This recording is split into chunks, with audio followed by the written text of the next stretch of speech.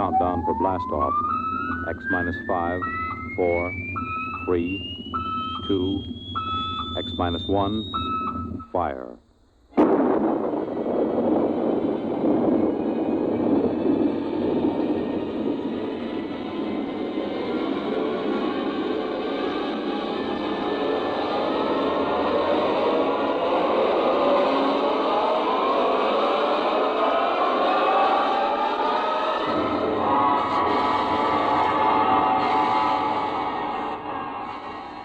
From the far horizons of the unknown come tales of new dimensions in time and space.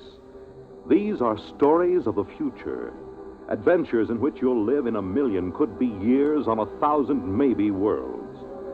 The National Broadcasting Company, in cooperation with Galaxy Science Fiction Magazine, presents X minus 1.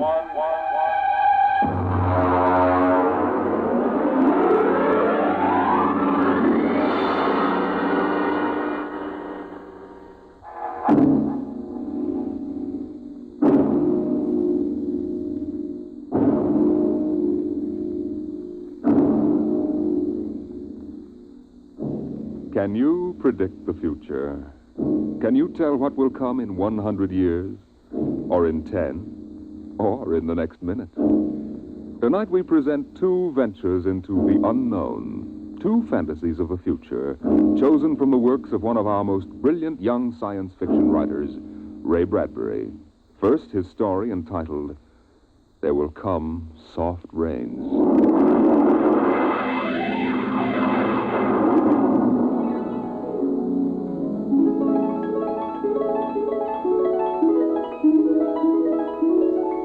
The house was a good house, planned and built to be lived in the year 1980. The real estate agent had told them all about it. Now, this is the bedroom. Of course, it contains all the latest devices, self-warming blankets, and, there's a brand new feature. Beds, which make themselves. Now, if you just step this way through the library, we can see the latest in talking book recorders, self-building fireplace, self-cleaning robot dust disposal. Oh, these little mouse-like things come out of the wall and take away all the dirt. Now, over this way. As a complete robot kitchen, of course. Just set the menu for the week and the stove does the rest. Then there's the automatic hydroponic garden, self-sprinkling fire protection. See, the house is fully automatic. Well, you could go away for a year and it would run itself.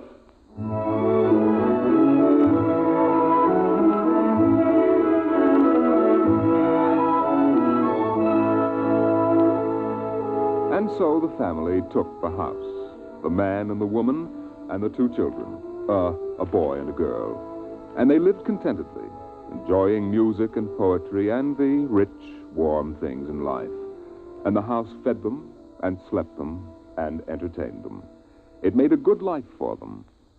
Until one day, there were 10,000 explosions, and the world shook, and red fire and ashes and radioactivity fell from the sky. The happy time was over.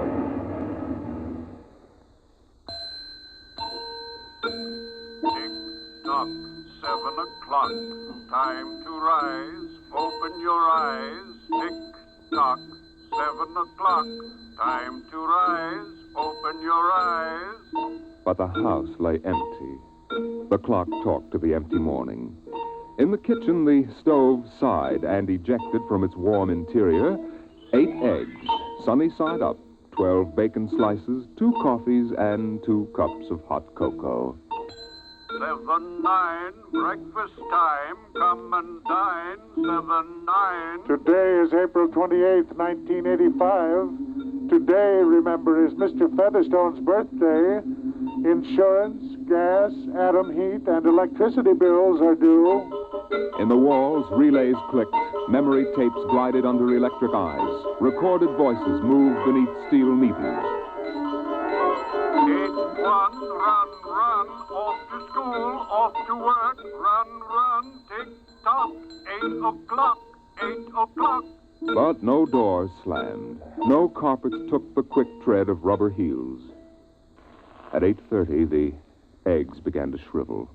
An aluminum wedge scraped them into the sink. 9:15, time to clean. 9:15, time to clean. Out of the wall, hundreds of tiny mechanical mice darted. The rooms were a-crawl with small cleaning animals, all rubber and metal. They sucked up the hidden dust and dirt and popped back into their burrows. At 10 o'clock, the sun came out from behind the rain. The house stood alone on a street where all the other houses were rubble and ashes. At night, the ruined town gave off a radioactive glow which could be seen for miles. At 10:15, the garden sprinkler filled the soft morning air with golden fountains. The water tinkled over the charred west side of the house, the side which had been facing the blast. It was black, except in 5 places. One of the 5 places was a silhouette of a man mowing a lawn, just as he'd been the instant the radioactivity burned his image into the side of the house. Over there, a woman bent to pick flowers. Still further over, their images burned into the wood, where a small boy, hands flung into the air, higher up the image of a thrown ball, and opposite, a girl, her hands raised to catch a ball which never came down. 5 people. 5 spots of paint. On the front porch, the dog whined and shivered. The front door recognized the dog's voice and opened. The dog padded in wearily, thin to the bone, covered with sores. It ran to the kitchen and pawed the kitchen door wildly. Behind the door, the stove was making pancakes which filled the house with their odor, as prescribed by the automatic preset menu selector. The dog frogged, ran insanely, spun in a circle, biting its tail, and died. 1 o'clock, 1 o'clock. Delicately sensing decay, the regiments of mice hummed out of the walls, soft as blown leaves, their electric eyes glowing. 1:15, The dog was gone. 2:15, Bridge tables unfolded from the walls of the patio. Playing cards fluttered onto pads. Martinis appeared on an oaken bench. But the tables were silent, the cards untouched.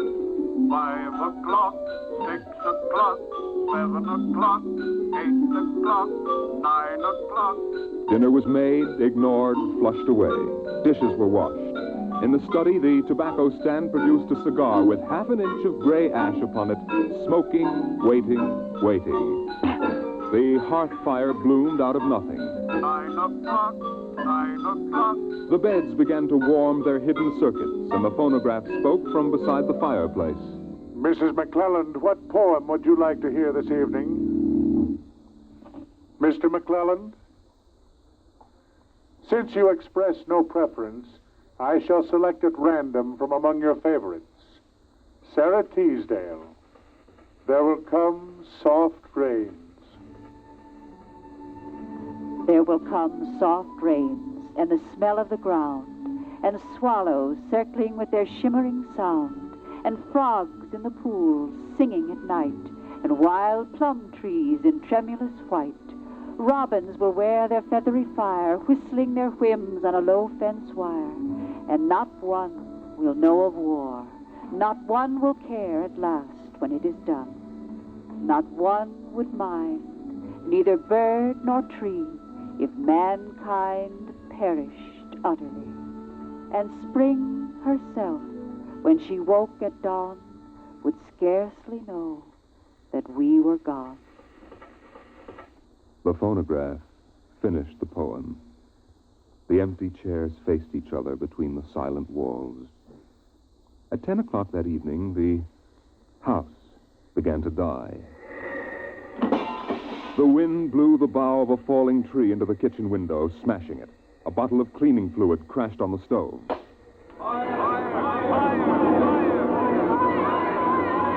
Water pumps shot down from the ceiling. but the solvent spread onto the doors, making fire as it went. Other voices in other rooms taking up the alarm. The windows broke with the heat, and the wind blew in to help the fire. The fire crackled upstairs at paintings, lay hungrily on the beds, devoured the rooms. The house began to shudder. The bared skeleton began to cringe in the heat. The wires revealed as if a surgeon had torn the skin off. Voices screamed in every room. Windows snapped open and shut like undecided mouths. Time is now 10:10. Time is now 10:10. A thousand things were happening at once. Like the interior of a clock shop at midnight, all the clocks were striking, making a merry-go-round of squeaking, whispering, and rushing. In the kitchen, the stove hissing hysterically was making breakfasts at a psychopathic rate. 10 dozen pancakes, 6 dozen loaves of toast. Then, there was silence. The film spools were burned out. The wires withered and the circuits cracked. Then the house began to breathe its last. The beams began to give at the foundations. Long cracks appeared in the concrete. The seams were burst from the heat. And finally, with a huge rumble, it crashed into dust and rubble.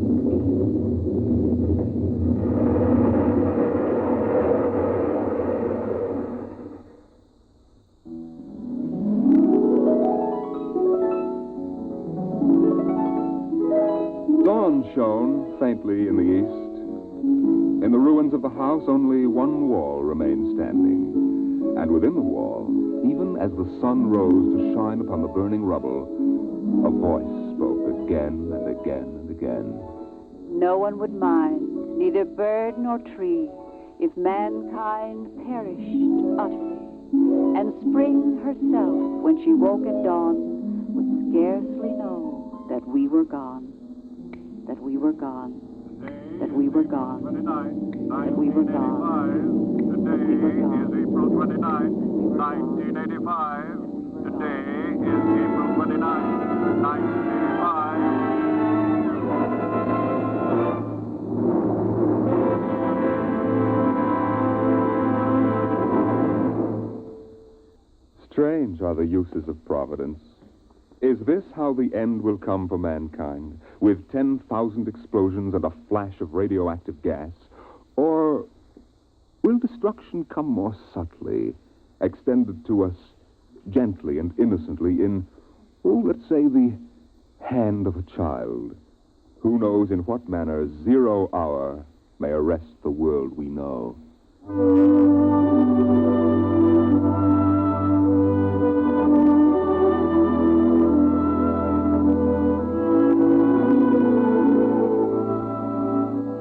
It was a perfect summer day in the year 1985. The streets were lined with green, peaceful trees. Businessmen sat in their quiet offices, taping their voices or watching televisors. Rockets hovered like darning needles in the blue sky. There was the universal quiet conceit and easiness of men accustomed to peace, quite certain that there would never be war or trouble again. There were no traitors among men, no unhappy ones, no disgruntled ones. The world was upon stable ground. Sunlight illumined the suburbs, and the town drowsed on a tide of warm, sunlit air. On the lawns, the children played, catapulting this way and that across the green grass, shouting at each other, holding hands, flying in circles, climbing trees, and laughing. And in the homes, busy mothers prepared for the evening arrival of their husbands. Excuse me, Mom. Good heavens, Mick, what's all the excitement? We're playing a game, Mommy, the most exciting game ever. What are you doing in that cabinet? I need some tools from Daddy's chest. Your father may not like... Oh, I'll take good care of them, Mom, I promise. Very well. Don't you lose anything. Oh, thank you, Mom. You want a glass of milk? Can't stop now, Mom. What's the name of the game, Mink? Invasion! Invasion. What will they think of next?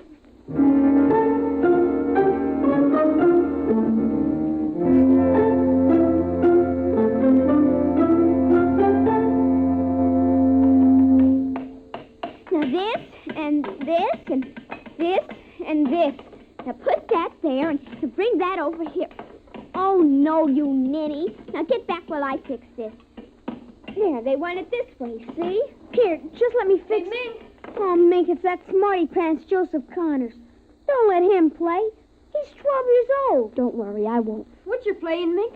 None of your business, smarty pants. I want to play. Can't. Why not? You're too old. Just 'cause you're only 8. No, you'd only laugh at us and spoil the invasion. Make him go away, Mink. Go away. This is my backyard. Who wants to play with you and your old fairies anyway? They aren't fairies. Nuts to you. I don't want to play anyway. Good riddance. I'm glad you didn't let him play, Mink. He'd only laugh. Now, we'd better talk to Drill and get some more instructions, Art. Now, here's your pad and pencil. Where is Drill? Drill? Here, Drill. Drill? Well, he's in the rose bush, I think. I'll talk to him myself, and you write it down in the pad. Okay. Drill? Drill? Okay. Drill wants you to write down triangle. What's a triangle? Never mind. Drill will tell us when he wants us to know. It helps the invasion. How do you spell it? Well, I'll ask Drill. Drill, how do you spell... Here's your mother, looking out the window. Mink? Yes, Mother? Who are you talking to? The rose bush, Mom. Only it's not really a rose bush. That's Drill. Who's Drill? He's planning the invasion. Oh, I see. Well, you better come in and clean up for supper. Your daddy will be home soon. In just a second, Mom. You got that, Art? See, now what? 4, 9, 7, and A, and B, and X, and a fork, and some string, and a hexagony, hexagonal droopy. Come on, Mink. Supper's in 10 minutes. Okay, Mom, just a minute. I have to tell Drill. I wish we didn't have to eat, though. It holds up the invasion.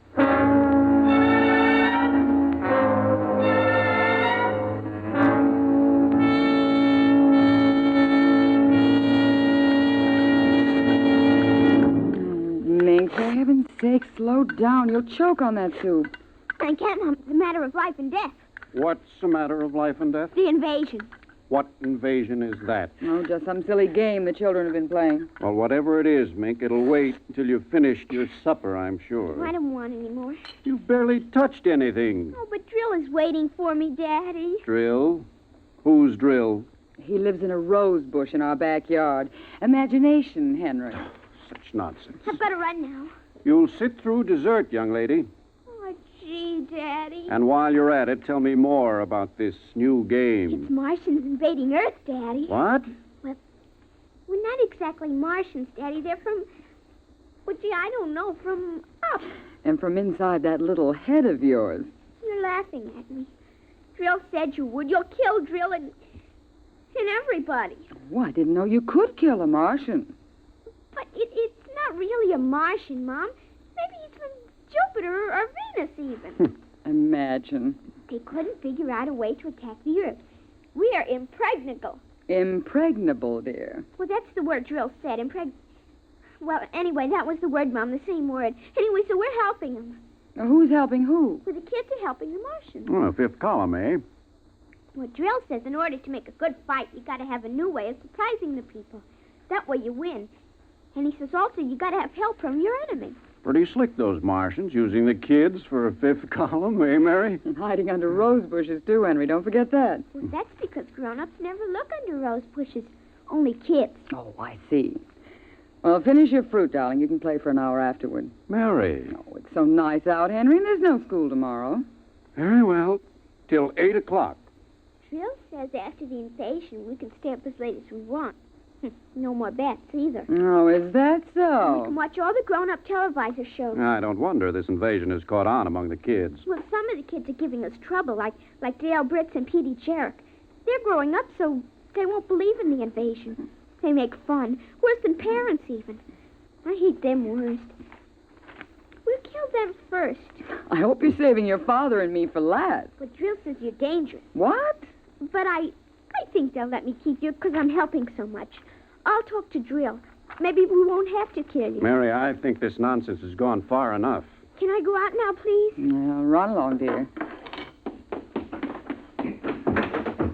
Don't worry, Dad. I won't let them hurt you. Mary, I think the child's taking this game entirely too seriously. Invasion. Ah, Henry, you know how Mink is. Besides, all children have their aggressions. Better to get them out in the open, I suppose. Maybe you're right. I was wondering about bridge with the Jacksons tonight, Mary. All right. You look tired, dear. Why don't you sit in the relaxer for a while and get a massage? I'll sew for a while until it's time to... Oh, I wanted to call my sister Helen. Oh, good. Find out when her husband's going to return my golf clubs.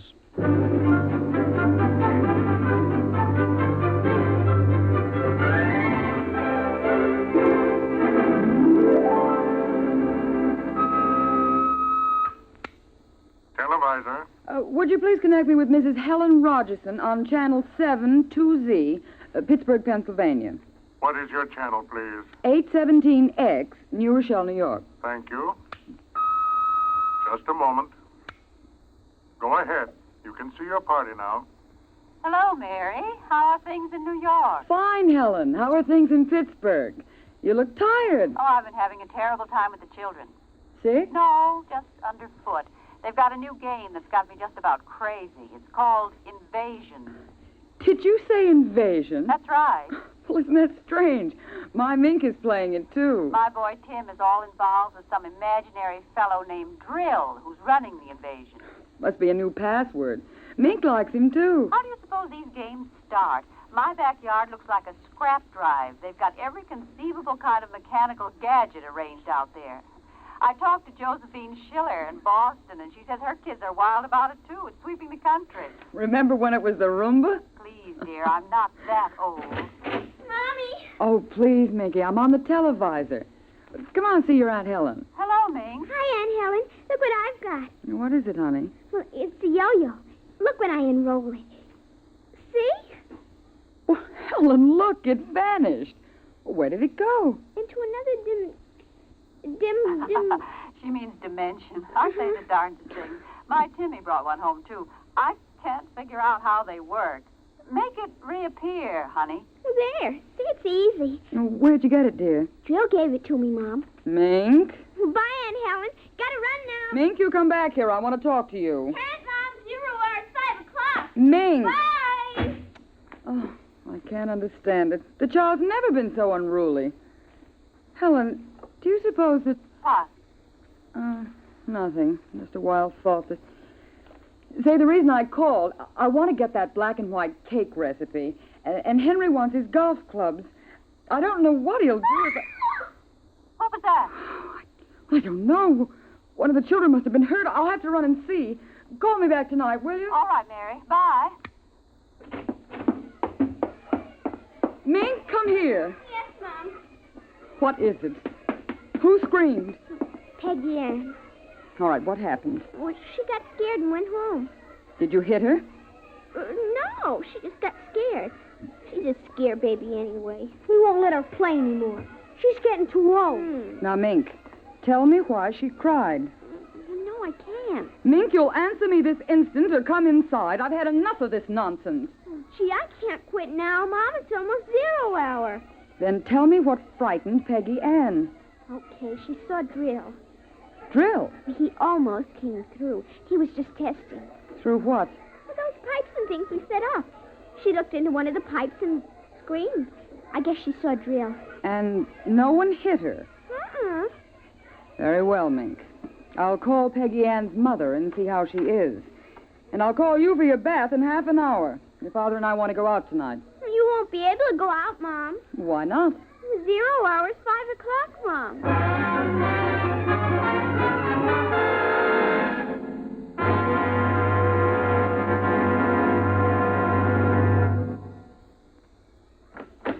Hello, dear. Oh, you home already, Henry? Yes, I thought I'd relax a little before we went to theater. Where's the little one? Out back. Same game? Same game.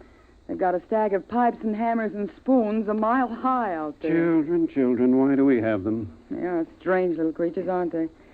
Even Mink, Henry. She's a part of us, and yet what do we really know about how she thinks and feels? Oh, I didn't mean to start a philosophic discussion.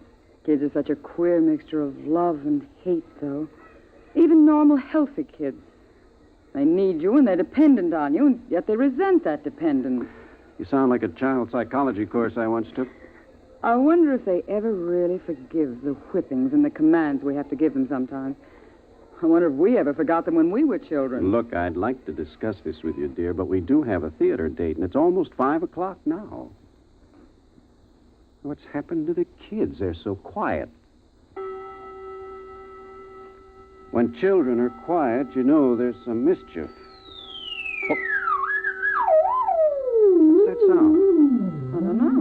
Those kids aren't playing with anything electrical, are they? I'm sure they aren't. At least I don't... Just the same, I'd better go out and Henry. see. Tell them to put off the invasion. What? Mary, don't get upset. It's just a game.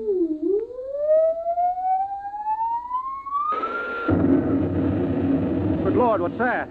Look out the window, Mary. What is it? Where are the children? Mary, why are you shaking? What did you see? Henry, quick. Up to the attic. They aren't in the attic. Yes, the attic. Quick. Mary, come back here. Mary! Mary, don't go up. They aren't up there. Mary, you out of your mind? There's no one up here. Quick, shut the door. Lock it. Lock it. But there's nothing up here. What is wrong with you? Mary, come to your senses.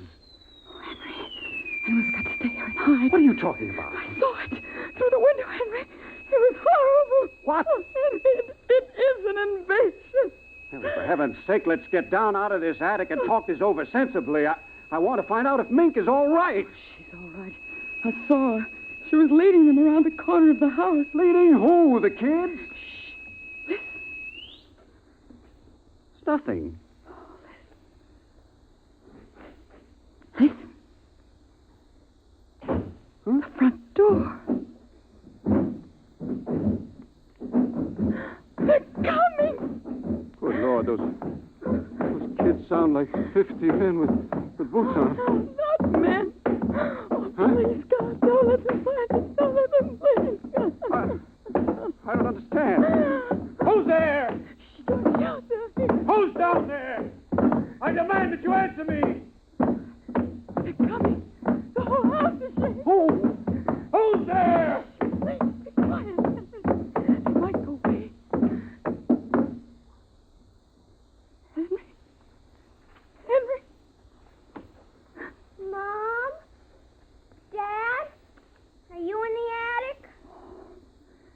Henry, listen. It's Mink. Mink. We've got to save her. Henry, you don't understand.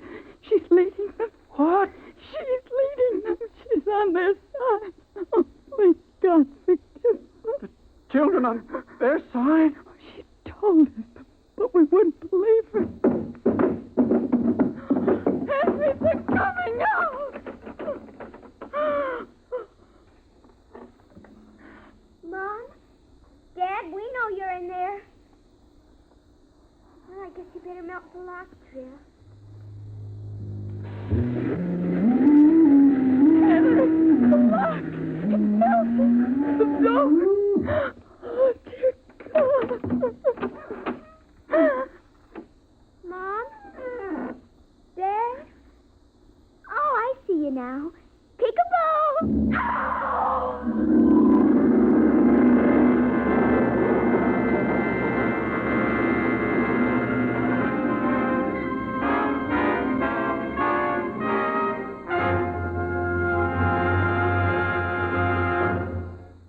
You have just heard There Will Come Soft Rains and 0 Hour, written by Ray Bradbury and adapted for radio by George Lefferts.